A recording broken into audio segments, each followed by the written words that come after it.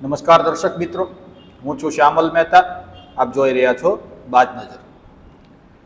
મિત્રો, દિલ્હીની અંદર જંતર મંતર પર પ્રખ્યાત પર્યાવરણવાદી અને શિક્ષણ સુધારક એવા સોનમ વાંગચુક આ મરણાંત અનશન પર બેઠા હતા. આજે તેમના અનશનને, ધરણાને 21મો દિવસ છે. આ 21 દિવસ દરમિયાન તેમની તબિયત સતત બગડતી જતી હતી અને આ મામલે દિલ્હી હાઈકોર્ટના આદેશ બાદ આજે દિલ્હી પોલીસે તેમને બળજબરીપૂર્વક તેમના ધરણા સ્થળ પરથી ઉઠાવીને સફદરગંજ હોસ્પિટલમાં દાખલ કરેલા છે. તો સોનમ વાંગચુક શું કામ ધરણા પર બેઠા હતા? કોની સાથે તેઓ જોડાયેલા છે? તેમના મુદ્દાઓ ક્યાં હતા? તે વિશે આજે આપણે વાત કરવી છે. અને સોનમ વાંગચુકના આ આંદોલનને નેતાઓનું, વિપક્ષના નેતાઓનું સમર્થન મળ્યું, સેલિબ્રિટીઓનું સમર્થન મળ્યું, ફિલ્મી દુનિયાના લોકોનું સમર્થન મળ્યું, પરંતુ આમ જનતાનું સમર્થન જોઈએ તેટલું ના મળ્યું. તેના કારણો ક્યાં છે તેના વિશે આજે આપણે વાત કરવી છે. મિત્રો, આ આંદોલન મુખ્યત્વે નીટ પરીક્ષાઓમાં થયેલી ગેરરીતિ બાબતનું છે. નીટ પરીક્ષાઓના પેપર લીક થયા, વિદ્યાર્થીઓના ભવિષ્ય સાથે રમત કરવામાં આવી, પરિણામે આઘાતમાં આવેલા ઘણા વિદ્યાર્થીઓએ આપઘાત સુદ્ધા કરી દીધા. એટલે સોનમ વાંગચુકનો મુદ્દો સાચો છે. શિક્ષણ ક્ષેત્રે ખૂબ સુધારાની જરૂર છે. તે મામલે તેઓ આંદોલન કરી રહ્યા છે. અને તેઓ હમણાં તાજેતરમાં નવી બનેલી અભિજીત દીપકની પાર્ટી કોકરોચ જનતા પાર્ટીને સાથે મળીને આ આંદોલન કરી રહ્યા છે. તેઓ શિક્ષણમાં પારદર્શિતા લાવવાની વાત કરી રહ્યા છે. એટલે તેમના આંદોલનના મુદ્દાઓ સાચા છે, તો લોકો કેમ તેમની સાથે જોડાઈ રહ્યા નથી? આ એક ખૂબ મોટો પ્રશ્ન છે. તેમની માંગો શું છે? તેમની માંગો શિક્ષણમાં પારદર્શિતા લાવવાની છે, પેપર લીક ન થવા જોઈએ તેવું મિકેનિઝમ બનાવવાની તેમની માંગો છે. અને તેમની સૌથી મોટી માંગ શિક્ષણ પ્રધાન ધર્મેન્દ્ર પ્રધાનનું રાજીનામું માંગવાની છે. પેચ અહીંયા અટકેલો છે. તેઓ શિક્ષણ પ્રધાનનું રાજીનામું માંગી રહ્યા છે, જે વાત સાથે દરેક વ્યક્તિ સહમત નથી. માત્ર શિક્ષણ પ્રધાનનું રાજીનામું લઈ લેવાથી સિસ્ટમ સુધરે તે વાત ઘણા ખરા લોકોને યોગ્ય જણાતી નથી. આખી સિસ્ટમમાં ફેરફાર કરવો પડે. એટલે યોગ્ય મુદ્દો હોવા છતાં આ એક મામલો એવો છે જેમાં ઘણા લોકો તેમની સાથે સહમત નથી. બીજી વાત એ છે કે તેમની સાથે જોડાયેલા લોકો કોણ છે અને તેમની કામ કરવાની પદ્ધતિ શું છે. તો આ તકે આપણે અન્નાના આંદોલનને યાદ કરવું પડે.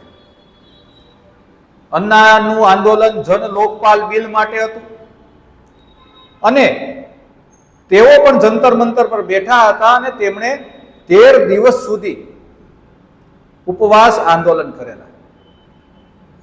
ત્યારે દેશમાં કેન્દ્રમાં કોંગ્રેસની સરકાર હતી અને તેમણે અન્નાની વાતને દેશભરમાંથી સમર્થન મળતા, પ્રચંડ સમર્થન મળતા સરકારે નમતું જોખવું પડ્યું હતું. 13 દિવસના અનશન બાદ અન્ના ઊભા થયા, પરંતુ હજુ સુધી જન લોકપાલના ઠેકાણા નથી. લોકો આ બાબતે વ્યથિત છે કે કોઈ આંદોલનો થાય છે અને એ આંદોલનોમાંથી કેટલાક નેતાઓ ઉભરી આવે છે અને આ આંદોલનમાંથી ઉભરી આવેલા નેતાઓ અંતે સત્તા સુધી પહોંચી જાય છે, પરંતુ પોતાની મૂળ વાતને તેઓ ભૂલી જાય છે. આ અન્નાનું આંદોલન જન લોકપાલ આંદોલન હતું અને તેમાં મંચ પર અરવિંદ કેજરીવાલ સહિતના આમ આદમી પાર્ટીના ઘણા ખરા નેતાઓ જોડાયેલા. પછી અરવિંદ કેજરીવાલે આમ આદમી પાર્ટી બનાવી આંદોલન પૂર્ણ થયા બાદ, અને દિલ્હીની અને ત્યારબાદ પંજાબમાં પણ સત્તા મેળવી. આ સમય દરમિયાન તેમના જૂના સાથીઓ ક્રમશઃ તેમનાથી દૂર થઈ ગયા અને અરવિંદ કેજરીવાલની પાર્ટીએ એવા લોકો સાથે ગઠબંધન કર્યું, ઇન્ડી ગઠબંધન સાથે તે એવા લોકો સાથે જોડાયા કે આ આંદોલન દરમિયાન તેમણે એ લોકો પર ભ્રષ્ટાચારના આક્ષેપો કરેલા. સમાજવાદી પાર્ટી હોય, એનસીપી હોય, આવી દરેક, કોંગ્રેસ છે, આ દરેક પાર્ટીઓ પર તેમણે ભ્રષ્ટાચારના આક્ષેપો કરેલા અને આ આંદોલનને પડદા પાછળથી ભાજપનું સમર્થન હતું. ત્યારે ભાજપ વિપક્ષમાં હતો.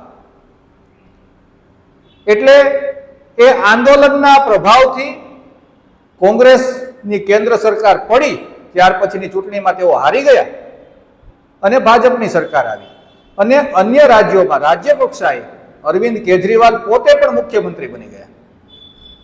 પરંતુ ત્યારબાદ એક વક્રતા એ રહી કે અરવિંદ કેજરીવાલ પર ભ્રષ્ટાચારના આક્ષેપો લાગ્યા. તેમના જૂના સાથીઓ તેમને છોડીને જતા રહ્યા, તેમણે પણ તેમના પર પુષ્કળ આક્ષેપો કર્યા અને અરવિંદ કેજરીવાલ અને તેમના નાયબ મુખ્યમંત્રી મનીષ સિસોદિયા સહિતના સાંસદો અને ધારાસભ્યોએ જેલવાસ ભોગવવાનો, ભ્રષ્ટાચાર મામલે જેલવાસ ભોગવવાનો સમય આવ્યો. દિલ્હીમાં લીકર કાંડ થયું, તેનો પણ ખૂબ ઉહાપો થયો. શીશ મહેલની પણ ખૂબ ચર્ચા થઈ. એટલે જે સાદગીની, જે સરળતાની વાતો અરવિંદ કેજરીવાલ અને તેમની ટીમ કરતી હતી, તે બધો પરપોટો ફૂટી ગયો અને લોકો હતાશ થયા, નિરાશ થયા. હવે આ આંદોલન સાથે તેમનું કનેક્શન એવું છે કે અભિજીત દીપક, જે કોકરોચ જનતા પાર્ટીના સર્વે સર્વા છે, એક સોશિયલ મીડિયા આંદોલન ઊભું થયેલું, કોકરોચ સાથે બેરોજગાર યુવાનોને સીજેઆઈ દ્વારા સરખાવાતા કે એવું અર્થઘટન થવાથી એક આંદોલન ઊભું થયું અને અમેરિકામાં ભણતા અભિજીત દીપક નામના વ્યક્તિ ભારતમાં આવીને આ પાર્ટી ઊભી કરે છે અને એ પાર્ટીના સમર્થનથી તેમની સાથે જોડાઈને સોનમ વાંગચુક અત્યારે આંદોલન કરી રહ્યા છે. આંદોલનની થીમ જનલોકપાલ આંદોલન જેવી જ છે.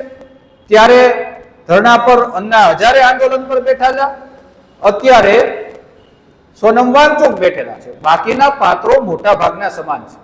માત્ર કેન્દ્રમાં સરકાર બદલાઈ છે, ત્યાં કોંગ્રેસ હતી તેની જગ્યાએ અત્યારે ભાજપનું ગઠબંધન છે અને જ્યારે આંદોલનને, પેલા આંદોલનને ભાજપ ટેકો આપતું હતું, હવેના આંદોલનને કોંગ્રેસ ટેકો આપે છે. એટલે જનતા આવા અનુભવો થકી કંટાળી ગઈ છે અને તેમને ખ્યાલ છે કે આ આંદોલન પૂર્ણ થયા બાદ ફરી તેનો રાજકીય ઉપયોગ થશે. અન્ય એક કારણ રાજકીય લોકોનું આવન જાવન. સુપ્રિયા સુલે હોય, પવન ખેડા હોય, આવા રાજકીય આગેવાનો આ આંદોલનના સ્થળની મુલાકાત લઈ રહ્યા છે. સમાજવાદી પાર્ટીના નેતાઓ હોય, જેમના પર ભૂતકાળમાં ભ્રષ્ટાચારના આક્ષેપો થયેલા છે. એટલે આ આંદોલનને લોકોનું સમર્થન નથી મળતું, સેલિબ્રિટીઓ સમર્થનમાં છે અને આ સેલિબ્રિટીઓ પણ એવા છે જે ભાજપની સરકારના ક્યાંક ને ક્યાંક વિરોધી હોય તેવી તેમની છાપ હોય.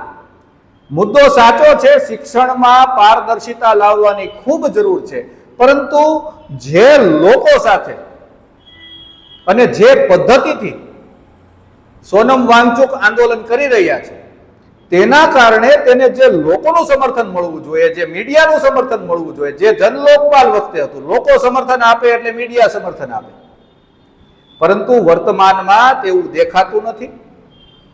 આવું આજે આજના દ્રશ્યો જોયા. સોનમ વાંગચુકને જે રીતે દિલ્હી પોલીસ ઉઠાવી ગઈ, તે જ રીતના દ્રશ્યો કોંગ્રેસ સરકાર વખતે બાબા રામદેવના આંદોલનમાં પણ થયા.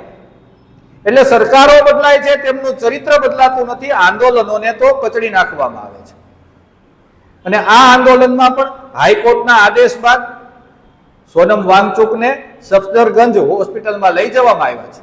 હવે અભિજીત દીપકે એવું એલાન કર્યું છે કે આ આંદોલનને તેઓ ચાલુ રાખશે અને ભૂખ હડતાલ પર તેઓ બેસશે.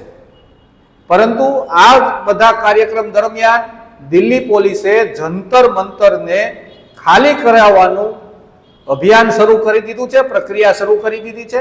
એટલે હવે આ આંદોલનનો શું અંજામ આવે તે જોવું રહેશે.